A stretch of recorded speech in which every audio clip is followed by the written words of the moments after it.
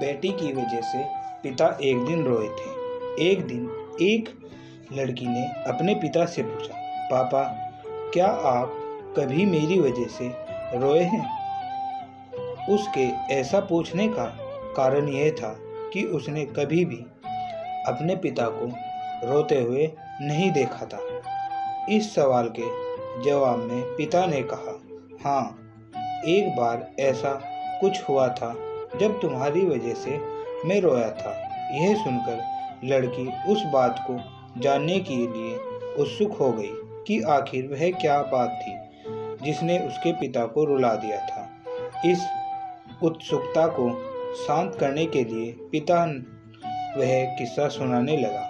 बात उस समय जब तुम 8 माह की थी। एक दिन मैंने तुम्हारे सामने 3 चीज़ें रखी, एक पेन, एक सिक्का और एक खिलौना। मैं ये जानना चाहता था कि तुम उन चीज़ों में से क्या उठाओगी। उनमें पेन बुद्धिमत्ता का प्रतीक था, सिक्का धन का और खिलौना मनोरंजन का प्रतीक था।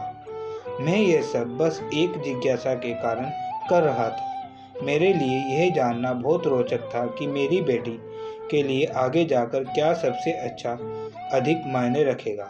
मैं तुम्हारे सामने बैठकर बेसब्री से तुम्हारे अगले कदम का इंतजार कर रहा था। मैंने देखा कि कुछ देर बैठकर तुम उन चीज़ों को देखती रही, फिर घुटने के बल पर चलते हुए उनकी ओर बढ़ी।